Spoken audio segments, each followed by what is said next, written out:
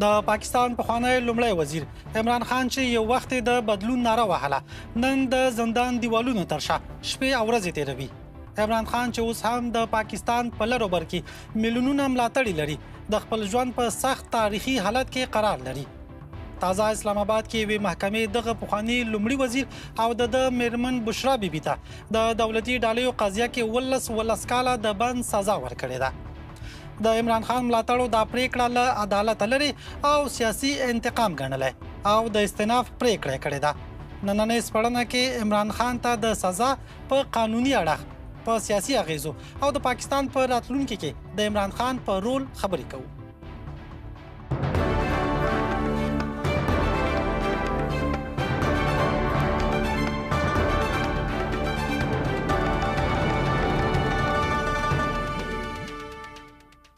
سلامونه، وخت مو په خیر. زه روح الامین نیازم. مخکې له دې چې عمران خان او د میرمن ته د سزا په اړه له خپلو میلمنو سره بحث پیل کړم، لومړی په همدې اړه د نجیب پاسون راپور خپرو. عمران خان د تحریک انصاف مشر او د پاکستان پخوانی صدر اعظم دا مهال په زندان کې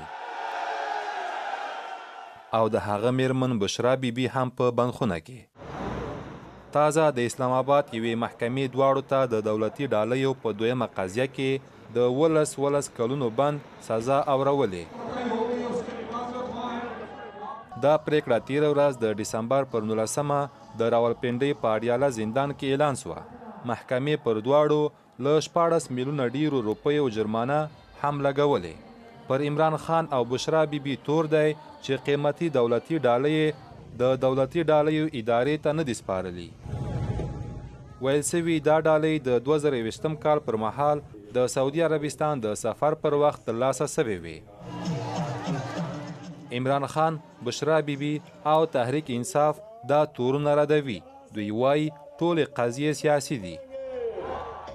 تحریک انصاف پریکړه کړې چې د دې فیصلې پر وړاندې د اسلام آباد سترې محکمې ته مراجعه کوي. د عمران خان یو وکیل ویلي پریکړه د وکیلانو له حضور پرته اعلان شوې ده. आज एक और अफसोसनाक फैसला एक और शर्मनाक फैसला دا د خپګان او شرم پریکړه ده. عمران خان او بشرا بیبي ته د هغه جرم سزا ورکړل شوه چې دوی نه دی کړی. دا ښیي چې په هیواد کې هیڅ اساسي قانون، اصول او عدالت نشته. تاسو باید شرم وکړئ. دا د شرم خبره ده چې یو کس د سلګونو میلیونه روپیو په ارزښت روغتونونه او پوهنتونونه جوړ کړي او خلک ورته میلیونونه روپۍ ورکوي، خو اوس پرې د غلا تور لګول کیږي. دا بې انصافي ده. इसके ऊपर फैसला दिया. بل لور ته د پاکستان پوځ له دې وړاندې ویلي وو چې عمران خان د ملي امنیت لپاره ګواه ګرځېدلی دی. پوځ ادعا کوي چې د هغه ملاتړ د بهرنیو دښمنانو له لوري کیږي، خو عمران خان دا تورونه رد کړي دي. मैं जो मेरे साथ क्रिकेट खेलते 83 کلن عمران خان له 2023 کال د اګست راهیسې په زندان کې دی. هغه د څو قضیو سزاوي تیروي،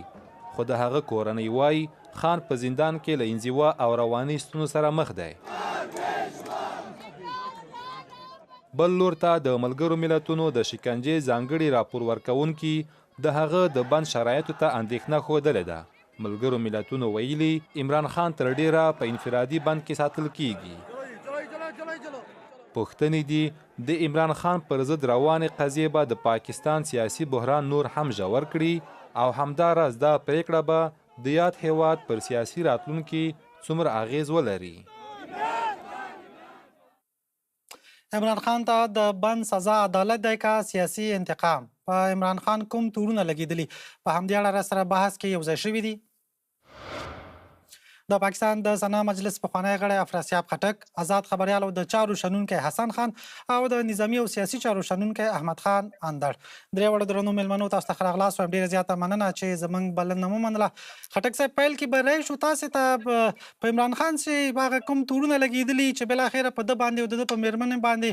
11 کاله سزا ورکړل شوه، په بند باندې محکوم شول، کوم نور تورونه په ده لګېدلي دي؟ ډیره مننه نیازي صاحب، تاسو ته او حسن خان ته، اندر صاحب ته، تاسو لیدونکو ته سلامونه او نیکې هیلې وړاندې کوم. وعلیکم السلام. بیا دا سرچ کوم چې پاکستان کې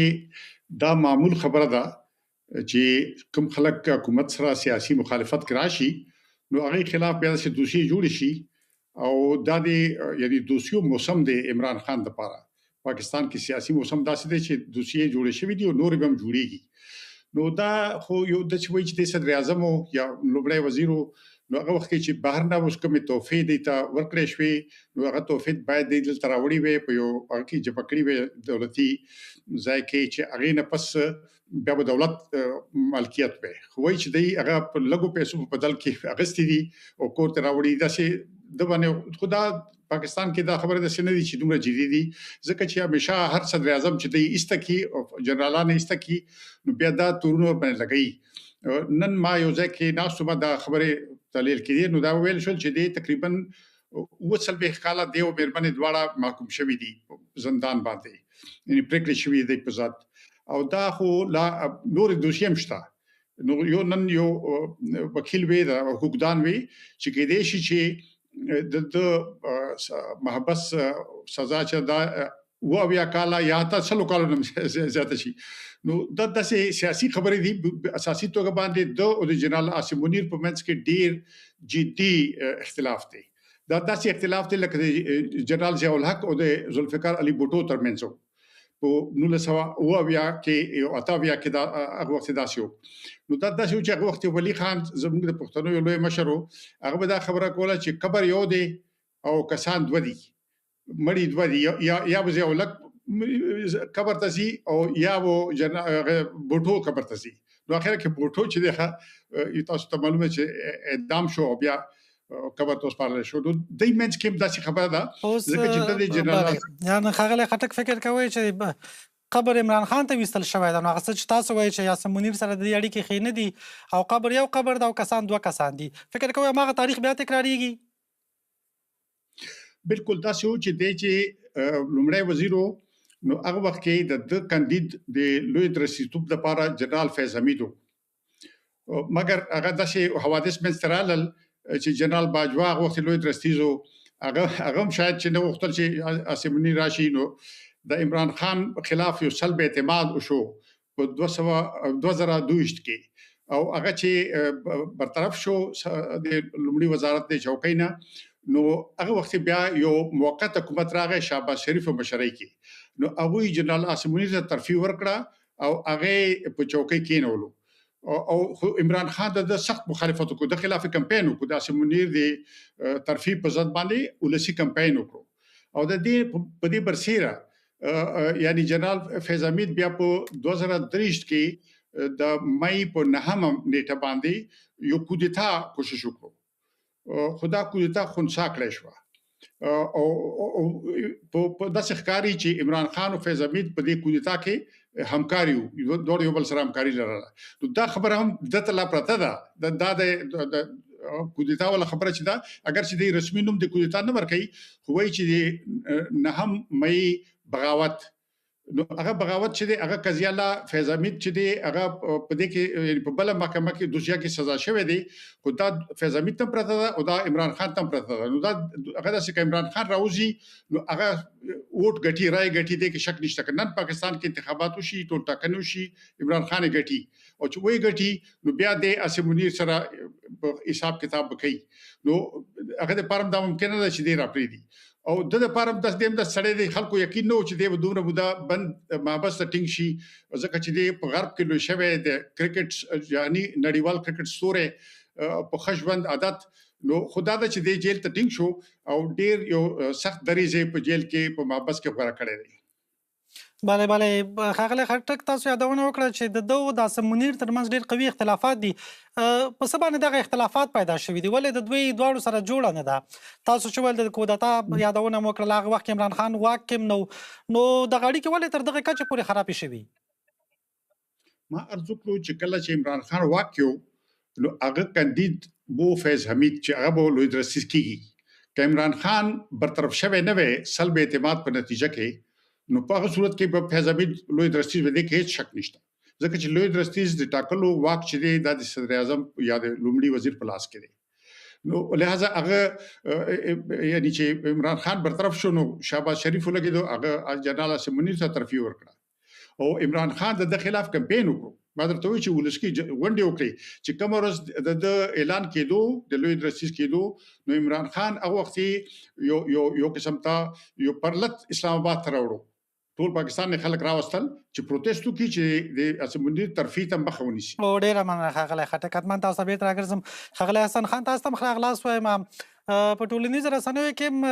دوه ډلې ویشل شوي دي. یو د محکمې دغه پرېکړه غندي، په ځانګړي ډول د عمران خان ملاتړي وایي چې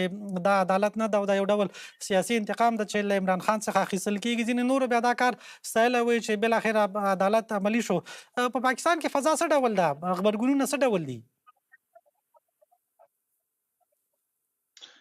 ډیره مننه نیازي صاحب، خټک صاحب ته او اندر صاحب ته هم سلام وایم. او تاسو څومره چې لیدونکي دي اوریدونکي دي هغوی ته هم ګوره دا یو ډیره اهمه فیصله وه. او څنګه چې خټک صاحب وویل چې عمران خان چې دی هغه یو عام کس نه دی، هغه د یو مخکې نه چې کوم دی یو ډیر پیژندلی شوی شخصیت د کرکټ د وجې نه، بیا چې کوم دی سیاست کې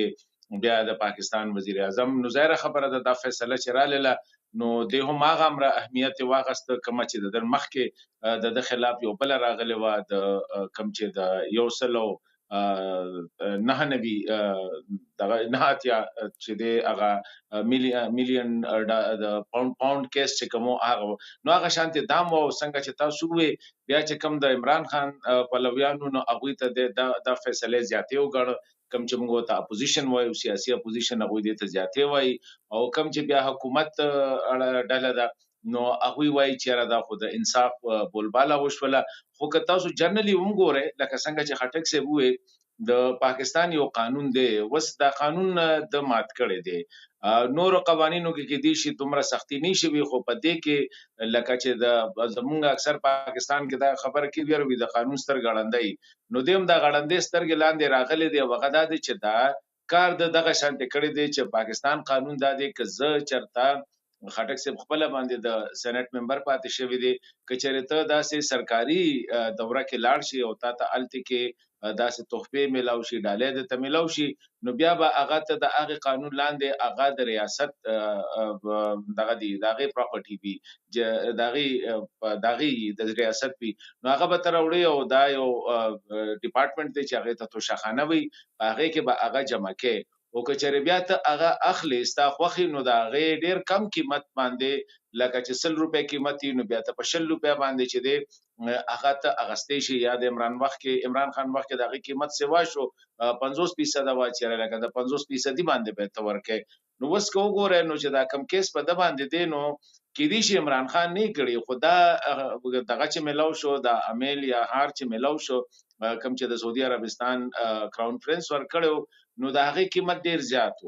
او دوی قیمت ډیر زیات کم ولګاو. او بل خبره غلطي دا کړې دا قانون مطابق ما چې کوم کیس وکړه هغه دا کړی د چې دوی ته د تحفه ملو شوی د نو قانون دا دی چې دا به تړمبې جمع کې پتو شخانه کې نو دوی جمع کړي نه ده، دوی سیده چې کوم دی نیخ پنیغه هغه بشرا ځان سره خپل بشرا بي کورته وړي دا بیا دا غې نه پاسې چې کوم دی هغه کس را غوښته دی هغه ته وی د دې قیمت لګاوه نو هغه څه تقریبا صدا سوغاڼه چیرې لکه 200 میلیونه د هغه قیمتو نو هغه لګولې د 15.8 یا 8 میلیونه لګولې د دې د پاره وغه کې بیا چې کم دی د هغه نیمه ورکړې د نو 28 لکه روپیا یعنی 2.8 میلیونه روپیا دوی جمع کړې دي. نو کیس خو په دغه دی بله ښاغلی حسن خان هغه معلومات چې بدي هغه ما سره دي هغه دا ده چې شاوخوا 50 بېلابېلې ډالۍ ترلاسه کړي کله چې سفرونه ته تللی او غټې وړې ډالۍ په دغه کې شامل دي. نو فکر کوم چې دا ډالۍ رښتیا هم د دې سبب شو چې بالاخره د پاکستان یو لومړی وزیر چې پاتې شوی هغه زندان ته واچول شي. همدا موضوعات ګڼئ، همدغه ستونزه ګڼئ د ډالۍ موضوع ده که نه رښتیا هم نور مشکلات شته او سیاسي موضوعات دي او سیاسي اختلافات دي؟ ګوره لکه قانون وګورئ نو قانون خو د مات کړی دی ټیک شو، خو که چېرې دی څنګه چې خټک صاحب خبره وکړه که چېرې دغه سیاسي خبرې دومره لرې پورې نه وې تللې د ده او د فوج ترمنځ او بیا خاص کر د ده او د اسم منیر چې کوم تعلقات خراب شو نو هغه د ډېر مخکې نه خراب شو. هغه دا و چې کله اسم منیر په خپله باندې د آی اس آی مشر و ډي جي و ډایرکټر جنرال نو په هغه ټیم کې او عمران خان چې کوم دی وزیر اعظم او یعنی لومبي وزیرو نو هغه ټیم کې د لاړ ځکه چې دا ایسای چې کوم دی دا لکه په پاکستان کې دا د وزیر اعظم دا یو سیویلین اداره ده نو دا د وزیر اعظم دغه د لاندې نو هغه ټیم کې د وزیر اعظم ته راپورټ ورکړ چې راستا دا کورواله چې کومه ده د دې لکه رپورټونه خنه دي د پنجاب نه چې خاص کر د دوی کوم رپورټونه راتلل نو هغه وته وي نو په هغه باندې د دوی ترمنځ چې کوم د کې دي شي هغه بشرا ته ویلي بشرا بي اسمونیر چې کوم دی ډیر زر لکه ساعته میاشته پس کنه هم میاشته پس چې کوم دی دغه چوکینه لري ک دا هغه وخت نه د دوی دغه شروع و بیا د دوی یو غټ پلانو ما په خیال خټک صاحب ته خدای ډیره خپته وي چې د عمران خان او د جنرال فیض بیا چې د دوی کوم منصوبه و هغه بیا ډیره اوږده منصوبه و هغه کې دا و چې لکه هغه به تر عمر د پاره خبره ارمی چیپی او د تر عمر د پاره وزیر اعظم صدا سي غټ دغه جوړ کړي وو هغه شي کې دوی ناکام شو خو بیا عمران خان چې بل کوم ما په خیال غلطي کوله هغه دا دی چې خټک صاحب هم سیاست کړي دي نورم زمونږ پاکستان کې لکه سیاستونه شوي دي خو په فوج باندې یا د فوج په مشر باندې ته جنرال یو تنقید کوي شي خو فوج په مشر باندې بیا داسې تنقید کول چې د هغه سره د ننه فوج کې چې کم دی دغه پیدا کیږي نو دا بیا یو مسله جوړوي نو د تاسو چې څنګه وي دا یو خټک صاحب هم تاسو ته وی چې دا خو یو کیس دی په د باندې دا کوم ولس کاله کې چې دی دا یو کې نه دی دا دوه کې دی یو کې لس کاله دی بلکې اوه کاله دی نو دا ما سي جنرالي حسابيږي لس کاله به حسابيږي لکه دا ولس کاله نه حسابيږي بله هغه چې بله خاټک صاحب ورته اشاره وکړه که دا ټول قیدونه راواخیستل شي شاوخوا 70 کاله راځي ټول نو دا په دې معنی چې عمران خان به ټول عمر زندان کی په هر حال ډیره مننه په دې به هم سره خبرې ولرو حتما تاسو بیرته راګرځم ښاغلی اندړ تاسو هم ښه راغلاست وایم تاسو د پاکستان د محکمې دغه پریکړې ته په کوم نظر ګورئ د ستر سیکټم په نامه ښاغلی رولامین نیازی صاحب تاسو ته او زموږ د ګران مقبوضه افغانستان درنو پښتنو سیاستوالو هر یو ښاغلي خټک صاحب ته او ښاغلي خان صاحب ته همداسې تاسو تلویزیون ټولو لیدونکو او اورېدونکو ته سلامونه او نیکې هیلې وړاندې کوم وعلیکم السلام ګورئ تر کومه ځایه چې که موږ چېرې د پاکستان تاریخ ته وګورو دا ډېر اوږد تاریخ نه ده له 1940 کال په دې خوا د دوی یو حکومت یا لومړی وزیر هم خپله دوره نه ده پوره کړې د 1958 کال کې جنرال ایوب خان نظامي کودتا وکړه همداسې بیا 1978 کې جنرال ضیاءالله په 1999 کې جنرال پرویز مشرف چې ټول اساسي قانون او پارلمان یې ړنګ کړ یعنې معنا دا چې اصلي لوبغاړی د پاکستان د ادارې یا د حکومت فوج ده او فوج تاسو وینئ چې هر لومړي وزیر ته همدغسې ورته ډرامې یا عدلي قضیې جوړې کړي دي چې ټول په حقیقت کې خو دوی اعلان وکړي چې قانوني محاسبه له عمران خان سره وشوه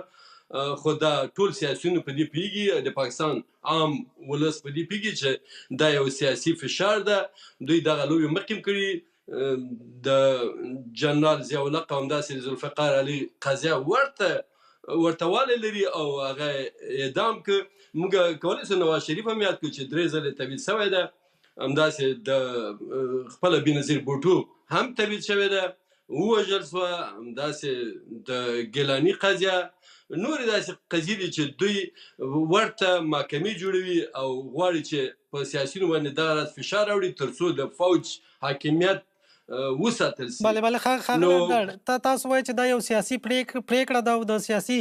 ګټو لپاره دا پریکړه شوې هغه کسان چې د عمران خان مخالفین د هغوی غواړي چې له ده څخه ګټه پورته کړي څه غواړي ولې غواړي یو ډول له عمران خان څخه د ده له نوم څخه سیاسي ګټه پورته کړي ولې عمران خان ته مشکلات جوړوي بیا یوازینی ګوند چې د پی ټي آی یا تحریک انصاف ده چې نورو دوستانو ویلي چې لر بر پاکستان کې ډېر مینوال لري ډېر غړي لري او دوی ډاریږي چې دا ګوند کله چې واک ته رسیږي یا د عمران خان لومړی وزیرتوب غځېدلی وی د فوج صلاحیتونه ډېر زیات کمول او د غلامي څخه هم ځان خلاصوه تاسو ولیدل چې وروسته دې چې ښاغلی عمران خان روسیې ته د خپل لومړي وزیرتوب په وخت کې سفر کوي او د پوتین سره غږېږي هلته د اوکراین جګړه شروع کړي امریکا یې په غوسه کړه او دا یې په یو تلیفون لرې کړه د دې لپاره ویلی سو چې هغه که چیرې پاتې وای د پاکستان وضعیت به اوس په دغه راز نه و چې هم سیاسي هم اقتصادي هم امنیتي حالات بیخي کړکېچن دي او دې محکمه کې نه یوازې چې عمران خان او بشرا بیبي ته 11 کاله قید اعلان کړی ده بلکې 9 تنه نورو داسې مشرانو د تحریک انصاف ته قید ورکړی ده له 3 کلو تر 10 کلو هغوی ته قید ورکړی ده او د هغوی په ډېرو حتی د لغوه کېدو د دې ګوند لپاره ملا تړلي اعلانونه یې کړي دي نو په د پاکستان فوج په خپل واک کې نه غواړي چې د پاکستان جوړ شي تاسو وګورئ چې عمران خان د ګاونډیو سره بیا په ځانګړي ډول افغانستان سره هم کې اړیکې غوښتلې نو دا اوسني وضعیت ته که موږ ګورو شهباز شریف یا فوج چې عاصم منیر اوس ټول واک لري په حقیقت کې د نفوذي سیاست نه د افغانستان او د نورو ګاونډیو سره کار اخلي ډېرې پخواني ستراتیژي ته بدلون ورکړی په داسې حال کې چې وخت تغیر شوی ده حالات تغیر شوي دي د پاکستان کومې هغه مداخلې چې په زموږ په ګران هېواد افغانستان کې وي دا لمنه د همغو مداخلو هغه سر د تورستي ډلو په خپله پاکستان ته ورغلی ده او په پاکستان کې اوس وضعیت خرابه ده که چیرې دوی عمیقا فکر وکړي یا عمران خان پاچا وی اوس به په پاکستان کې دغه وضعیت نه وی او د پاکستان خلک به هم له اقتصادي ستونزو سره نه وی مخامخ د دې لپاره دوی نه غواړي چې دغسې یو لومړی وزیر چې هغه د خلکو لپاره کار کوي د نړۍ سره خپل اړیکې سمې وي بله ښاغلی اندر نو پاکستان ولې وغواړي چې خپل هیواد یې کمزوری شي خپل سیاسون یې کمزوری شي ولې پاکستان نه غواړي د پاکستان سیاسون نه غواړي چې داسې یو کس راسته راشي یا رهبري ته راشي چې هغه غواړي پاکستان جوړ کړي ولې نو بیا داسې یو فکر هلته موجود دی ګورئ تاسو پاکستان چاته وایي پاکستان خو دغه جغرافیه ده چې انګریزانو جوړه کړله او وایم بیا د ته اصلي لوبغاړی فوج ده د پاکستان د عام شریف ولس دا ګروګان دي دوی واک نه لري سیاسي نیکه واک لري حتی علمي شخصیتونه چې دوی ته اتوم بم جوړ کړ عبدالقادر خان په زور په جبري توګه یې لغنه اړیکې چې ووایي چې واقعا ما له ډېرو هېوادو سره د پاکستان د ټکنالوژي یا د عصبي دغه اتوم فورمولونه یا شرایط له نورو هېوادو سره شریک کړي دي جبري توګه یې لغنه قرار واخیسته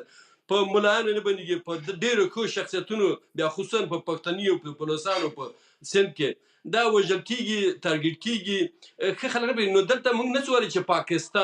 پاکستان نه دا فوج ده همدا اوس هم ټول واک د عاصم منیر ده او که وغواړي هر څه کولی شي نو موږ نه شو ویلی چې پاکستان ټول خلک نه غواړي ډېر شریف خلک لري ډېر غښتلي سیاستوال لري خو هغه ګوښه کوي وژني ترور کوي حتی تاسو وګورئ چې اوس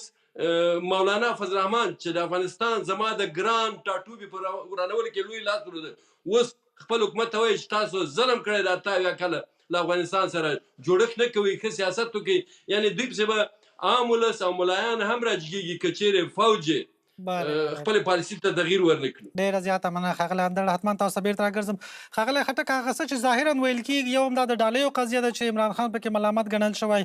دا هم ویل کېږي چې ده له واک څخه ناوړه استفاده کړې دا موضوع هم اشاره ورته کېږي نو فکر کوئ چې همدغه دوه موضوعات دي یا ځینې نور موضوعات هم دي چې عمران خان نن سبا په زندان کې شپې او ورځې تېروي که نور موضوعات هم دي هغه څه چې مخکې تاسو یادونه وکړه چې که دا ټولې قضیې سره راټولې کړو نو 70 کالو نه زیات زندان په عمران خان باندې راځي نورې کومې قضیې دي ارزای چې قضیو باره کې زه عرض کوم خو چې تاسو چونکې مخکې پوښتنه کړې وه د محکمو د پرېکړو نو ما دا خبره تاسو ته وکړه چې څنګه سزا شو مجازات شو مګر زه دا عرض کول غواړم چې لږ باید دې ته اشاره وکړم چې د عمران خان د اردو سره فوج سره د اوس چې کومه شخړه راغلې ده نو دا داسې د دایمي د اردو خلاف نه و چې کله په 2013 کې ټول ټاکنې وشوې هغه وخت جنرال باجوا لوی درستیزو جنرال فیض حمید چې هغه په آیسای کې وو اگر چې آیسای رئیس نو خو آیسای کې وو په مهمه چوکۍ نو هغه وخت عمران خان سره همدردي لرله او هغه درغلي وکړه لاسوانه وکړه د نواز شریف ګوند ټول ګوندونو ته ماته ورکړو او عمران خان ته براتور عمران خان یې بنې وګټله او عمران خان لومړی وزیر شو وخت عمران خان هم په جایزه توګه 2013 کې حکومت نو وګټل هغه هم یعنی یو قسم ته فوج ورکړو خو چې هغه وخت د هغه سره جوړو نو د هغه کاندیدو خو بیا چې سره څه موده تیر شو نو بیا چې کله د آی اس آی رئیس یو رئیس تقاعد وکړو بل رئیس به جوړېده نو په هغه کې بیا باجوا او عمران خان سره وران شو ځکه چې عمران خان په دې باندې کله کولاړو چې فیض حمید بو چې د دبلو درستیس کیږي او د آی اس آی نبوزي هغه ته دا لوی درستیس کیدو ته یعنی اول خو آی اس آی رئیس و دی او باجوا د اردو رئیس خو باجوا ورو تقاعد ته نږدې شو باجوا په ځای باندې نوې لوی درستیس راتلې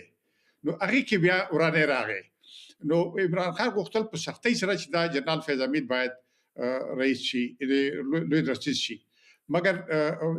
باجوا د ته خوشاله نو بیا هغه لګ اپوزیشن سره ارتباطات جوړ کړل نو اپوزیشن سلب اعتماد وکړو عمران خان د لوی چوکۍ نه لری شو نو کدا چې نو شي فرض کړه عمران خان او باجوا جوړ پاتې شو وین بیا کې چې اوس عمران خان هغه د صدر اعظم نو عمران خان بیا فوج سره وران نو بله خلک صاحب دغه اختلافات د څه لپاره و د دوی ترمنځ یوازې په چوکیو باندې اختلافات و د دې لپاره چې یو کس د ایسا مشر شي بل د پوز مشر شي لوی درستي شي د دې لپاره کنه عموما دوی نور څه غوښتل د څه لپاره دغه جنجالونه رامنځته شول د توګه دغه قدرت جګړه و د واک جګړه و یعنی که تاسو وګورئ نو عمران خان ما تاسو ته وکړو چې په هغه د څه کم څلور کاله لومړی وزیرو او د په هر په کلکه دفاع کوله د فوج د به چې نه فوج مداخلت نه کوي مونږ خلک چې مونږ به چې انتقاد کول مونږ چې فوج مداخله کوي لاسوهنه کوي سیاست کې د بوچ نه دا بل دشمن خلک دی دا او سیده خبر به کول یعنی دا می وخت تیر شوی دی بلا اوس په ټول ویډیوګان خلک راو چې هغه وخت بدوي چې د ګوند ډیر خلک به چې لوی درستي چې وي هغه د هیواد پلار وي یعنی د وزیرانو مرکزی وزیران هغه د خبرې کړي به ویډیوګانې نو چې د ارڅ کوم چې خبرې لګي ذاتي بغرنجي دي دومره ساده د شنه دي چې سړی وای شي خو اوس بهرحال تاسو پښتنو کړه ډورې دوسیې د لپاره ټول نه مهمه دوسیه چې دا هغه د مې د 9 نیټه دوسیه ده چې هغه کې د ګوند نور خلک چې دي نن څو کسان سزا شوی دي مجازات شوی دي لاهور کې یو شاه محمود قریشي نه دی مجازات کړي شاه محمود قریشي په د عمران خان په ګوند کې دویم سړی و عمران خان اول شاه محمود قریشي دویم هغه چې نه دی مجازات شوی یو دانه په څو نور دوسیو کې هغه مجازات نشو نو د سي ښکاری بریخي چې پاکستان اردو چې دا هغه یو ځل بیا هغه خپل فارمولا بیرته تطبیقوي په کومه کې چې راغلی و چې -1 انګریزي کې به چې -1 یعنی دا اول یو کس چې دا بني دا ذوالفقار علی بوټو ته ویلو چې پیپلز پارټي خدا خو بدون د ذوالفقار علی بوټو نه بیا وی چې پیپلز پارټي خدا خو بدون د بنظیر بوټو نه بیا وی چې مسلم لیگ خدا خو بدون د نواز شریف نه اوسم ګوري چې نواز شریف رور ته قدرت ورکړي دی واک ورکړي دی هغه لومړی وزیر دی مګر نواز شریف ته نه ورکړو نواز شریف بارکه هغه وی چې دا بنه کوي نواز شریف یو ډډې ته یو کنارې ته پروتي نو دا یو قسم ته خپل خوخه کوي بله نو عمران خان ته هم دا خبره ست کوي چې عمران خان بم ټول عمر زندان کې وي یا بیرته په سیاست ته نه راګرځي ارزاده چې زندان کې ټول عمر به کنه بوي خو چې دغه ګوند کانیشي کناتو کې چې عمران خان نه هغه نور لاس اخلي خپل ګوند او هغه فرض کا شاه محمود قریشي بو اله بو شیغه لا زندان کې دي خو زما یقین دي چې لګه بده کې باغه اله شي نو چې هغه اله شي نو دی بو یو متبادل لکه چې دا د ام کیو ام یو اردو ژبه یو ګوند په کراچۍ کې الطاف حسین مشر دی هغه دی الطاف حسین منفي کول غوښتو هغه ګوند تیار شو الطاف حسین انګلستان کې تبعید دی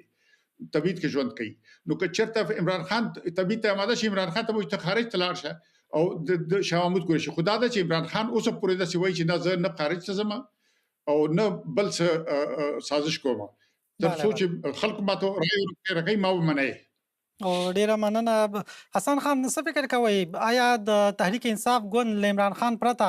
بیا تحریک انصاف پاتې کیږي او د سوکشته چې عمران خان که احیانا نو منغه چې خاغلی خټک ورته اشاره وکړه که احیانا عمران خان راضي چې ځا صحیح ځل سیاست څخه خلاص اخلم له هغه هم له زندان څخه ازادي دوی ځله هواد څخه بهر زی او تبعید کې ژوند کوي نو دا سوکشته چې بل اخر د تحریک انصاف ګوند پکې ژوندۍ پاتې شو لمنځل اړ نشي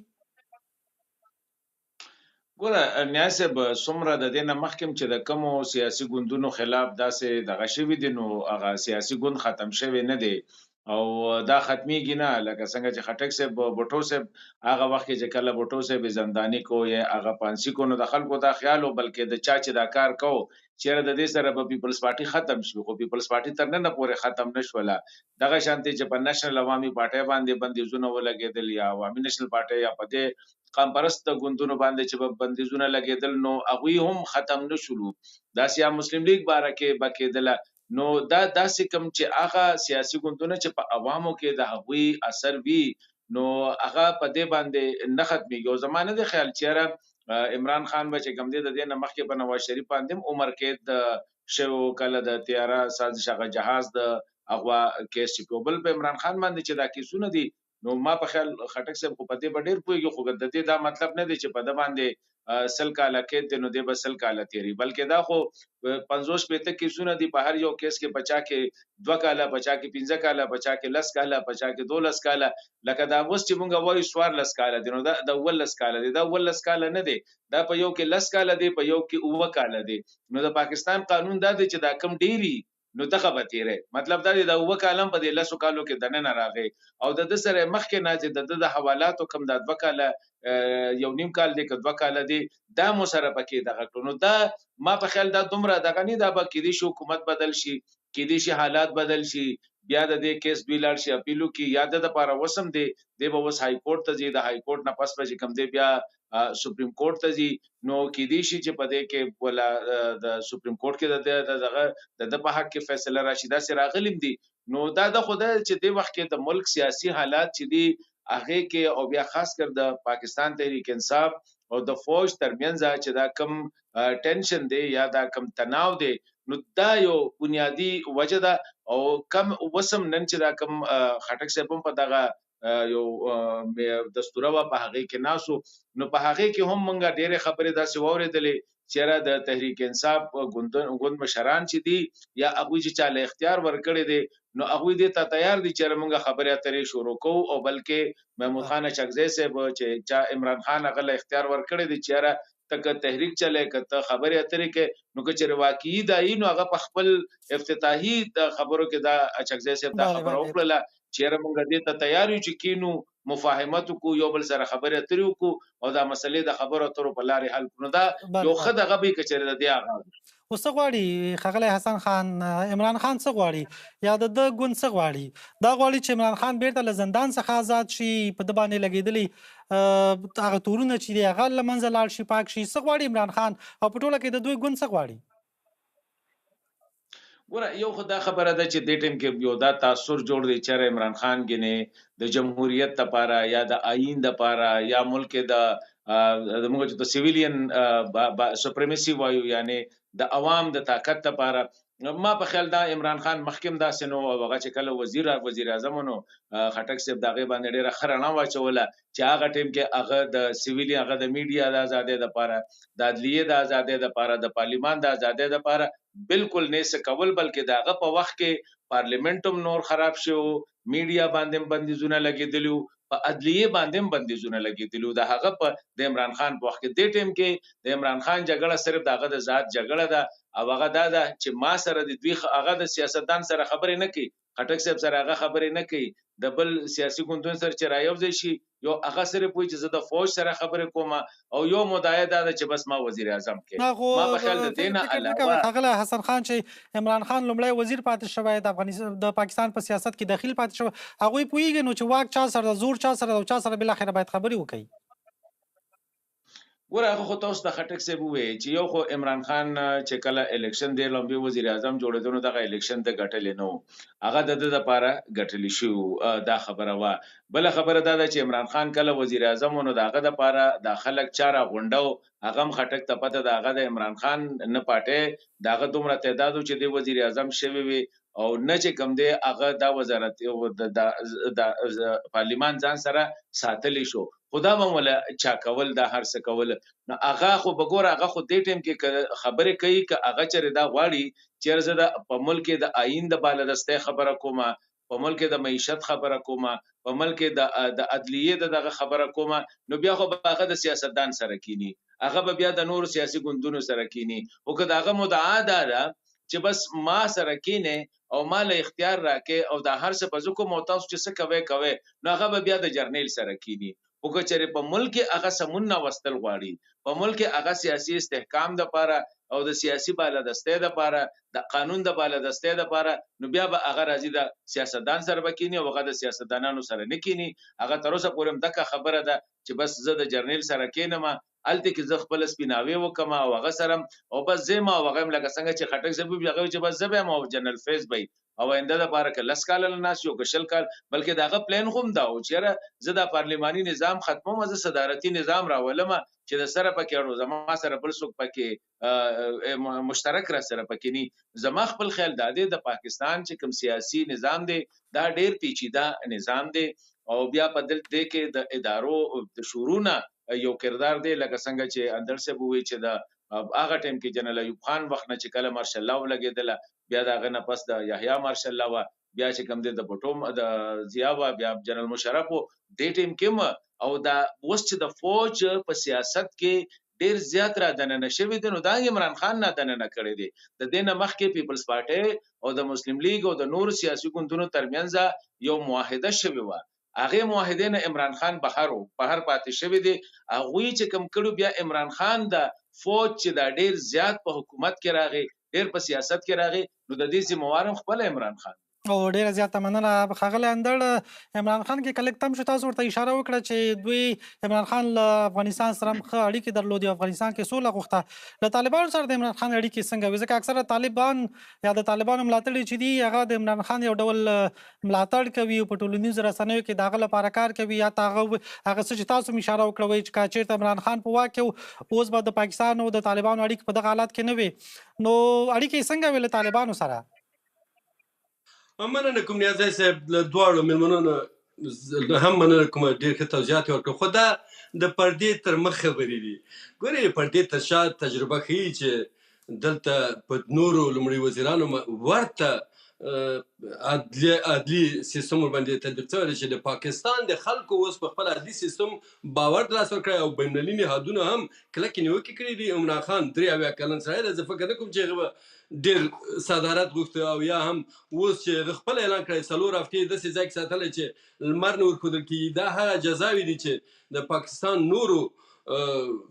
سیاسیونو ته لومړي وزیرانو ته ورکړل شوي دي نو د پاکستان عام خلک ورځ تر بلې په خپل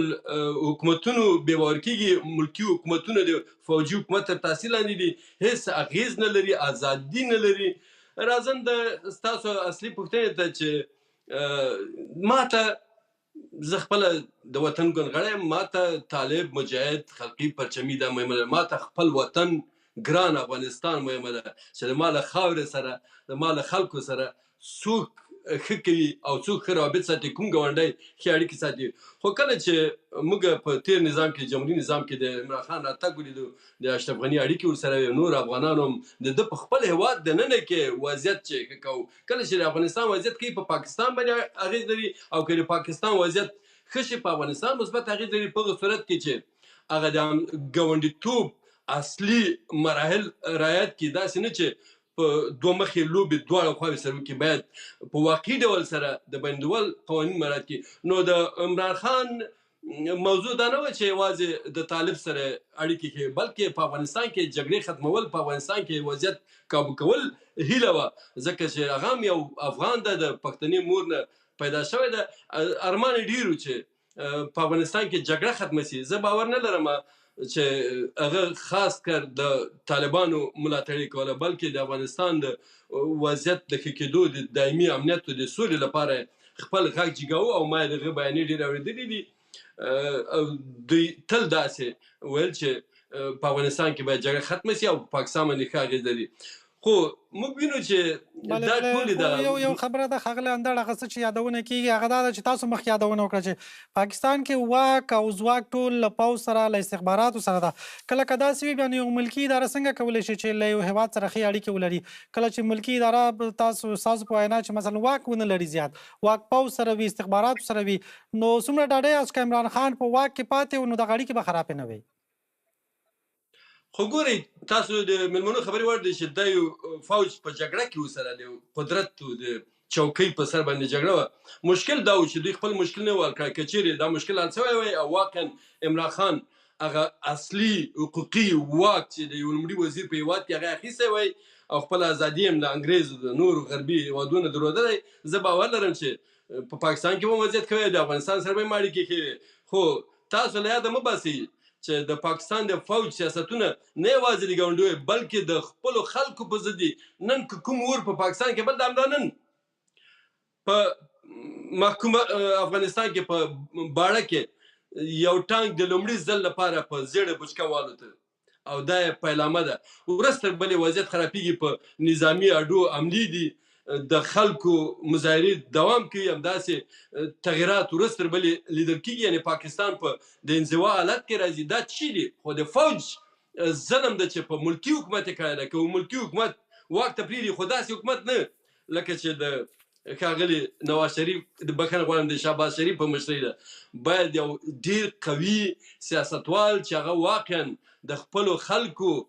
غم ورسره او دا وضعیت وکولی شي چې مهار کړي له فوج سره، لکه عمران خان چې مقابله وکړي چې فوج د وطن د دفاع لپاره ده، نه د ملکي ادارو. همدا اوس بین المللي نهادونو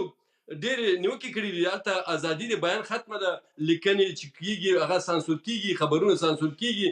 دا خو د فوج زور ده. که چیرې ملکي حکومتونه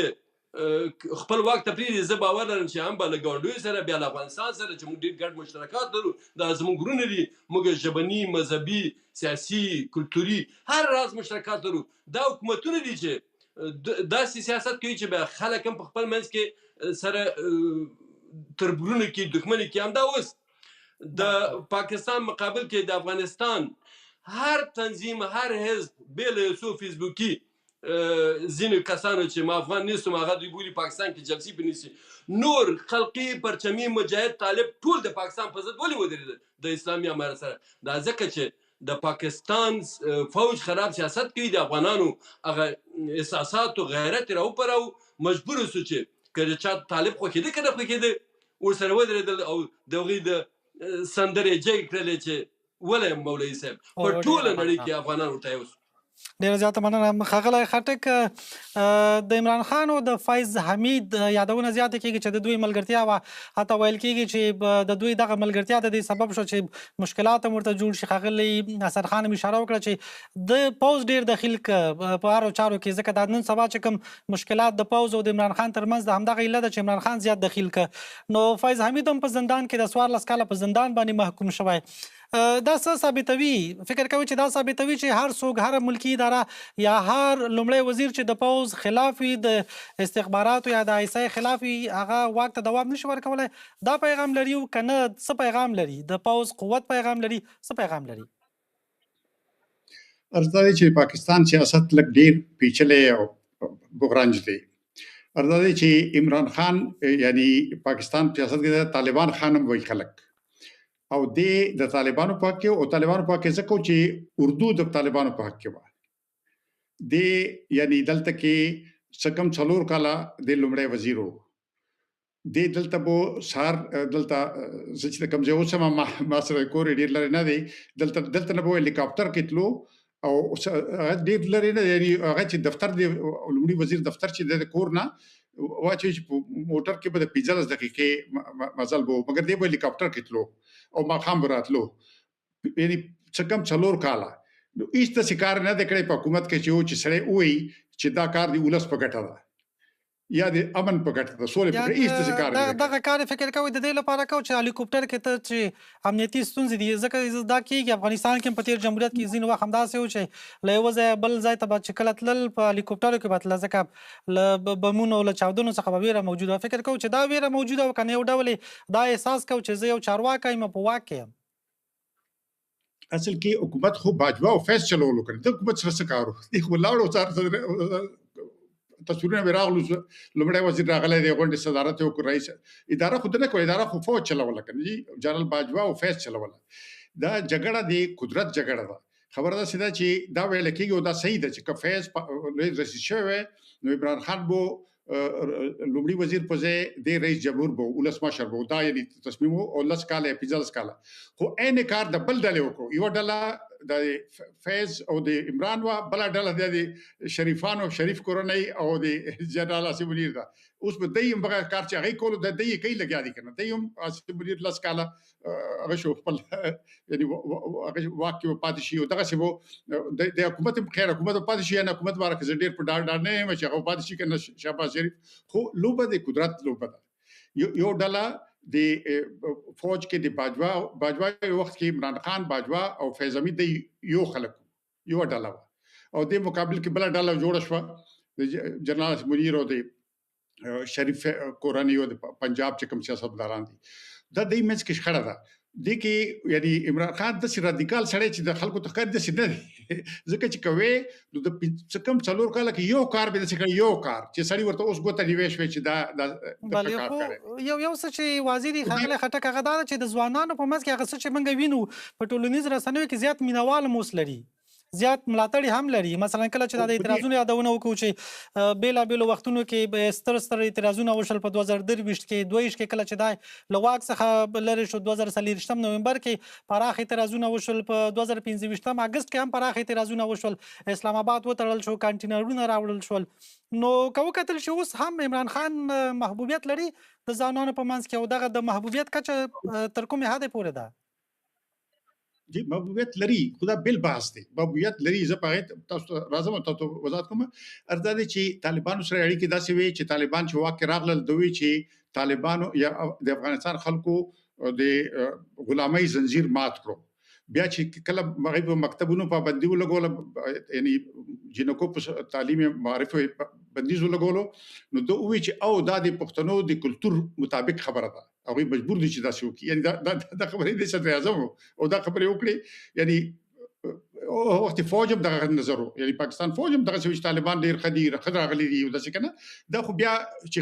ابر قدرتونو منځ کې شخړې راغلي او د طالبانو د پاکستان جنرالانو منځ کې فاصله پیدا شوې خو اوله کې خو تاسو نه و عمران خان او د فوج یو دریزو د افغانستان باره کې د کلم اختلاف نه دی پاتې یو موضوع کې خغله خټک په باخرین سرچون واخ لګ لري او بل مهمه موضوع تم کوي شو غدا چې اکثره دا ویل کیږي چې کچېرته عمران خان په واکه پاتې ول طالبانو سرباړي کې خېوي د افغانستان او د پاکستان چې کوم اړیکې دي دغه بخېوي نو فکر کوي چې اختیار هم عمران خان په واکه او د طالبانو دغه پاکستان اوسنۍ کوم اړیکې چې دي تر دغه کچې پورې باندې خراب شوي طالبانو سب دغه اړیکې خېوي د کې شک نشته خو افغانستان باره کې پالیسی د اردو چې کوم هغه چلے دی عمران خان کله هغه کې مداخلت نه دی کړی چې دا د نوي او بل خبر تاسو وی چې محبوبیت لري د پاکستان نوي درمیانه اقشار پښتونخوا کې او پنجاب کې چې کوم درمیانه اقشار دي خاریتوب خور شوی دی او دې په هغه کې ډیر محبوبیت لري او د ډایسپورا چې د پاکستانی ډایسپورا بهر چې پاکستانیان دي په دې کې ډیر عمیق محبوبیت لري او ریقې لري او په سوشل میډیا کې داسې یو سیستم لري چې د پاکستان دولت مخه نه وي سوشل میډیا داسې کوي سوشل میډیا دا چې په سوشل میډیا جنگونه تبلیغاتي جنگونه د غوند موثر مشین چا سره نشته نو دغه قوت شته اوس هم او کاشي شخصیت د کاشي شخصیت یو عجب کاشي شخصیت دی پرسنالټي کلچر ته انګریزي کوي کاشي شخصیت یعنی په دې وجه محبوبیت لري کو نن رائے پاکستان کې ډیر آزاد وي او رائے وشي د انتخابات ګټي bale ډیر مننه خغله حسن خان ولې پاکستان کې همیشه حکومتونه یا په ویلو دغه لومړي وزیر نتوانیږي چې بل اخر خپل دوره پای ته ورسوي کاغه د بوټو یادونه کیږي کاغه د پرویز مشرف یا د نواز شریف د کورنۍ یادونه کیږي یا لاغي وروسته د عمران خان یادونه کیږي اصلا ستونزه څه ده چې یو لومړی وزیر هم نه توانیدل چې خپل دوره بشپړه کړي ورته د خو ډیر دغم کې دي شي یو د دې چې لکه تاسو ګوره د سمره چې زمونږ وزیران ناغلي دي کاغه د پیپلز پارټي او کاغه د مسلم لیگ او کاغه نو دا زیاتره هم یا ک عمران خان نو دا زیاتره هم د فوج په دغه کې راغلي دي او کم چې زمونږ اصلي سیاستدانانو دغه نه خټک څه پته د کم چې لکه مطلب دا دی چې هغه واقعي سیاستدانانو په دې ملک نو هغه د شروع نه چې کم دی د ایوب خان د وخت نه هغه سایډ لاین تک شروع شو بیا پکې بلکې دلته کې زمونږ خو چې بعض ټیم کې سیویلین هم راغلي دي چې هغه هم مارشل لاګانې دغه کړی دي خو دلته یو خبره ده چې د پاکستان کم سکیورټي انوایرنمنت ته خاص کر د هندستان د کوم مسله انډیا سره چې کوم مسله ده نو د دې نه فوج چې کوم دی ډیر زیات ډامیننٹ چوته موږ وایو د فوج غلبه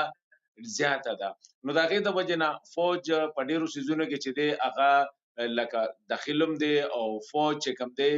لکه غواړي نه چېرې د ده سره کم سپیس دی هغه دې کم شي. نو کله هم چې وزیر اعظم دا کوشش کړی دی هغه خو به ټایم اخلي، خو زمونږ بعضې ټایم کې وزیر اعظم یو قسم بغیر په دې وخت کې زما په خیال باندې د زرداري صاحب غونته کې که تاسو وګورئ زرداري صاحب پالیسي لکه داسې ده چې هغه وي لږ تللو سره پکار دي، خو زمونږ سیاسي دغه هم هغه امره مضبوط شوی نه دی. سیاسي کلچر یا په پاټو کې دننه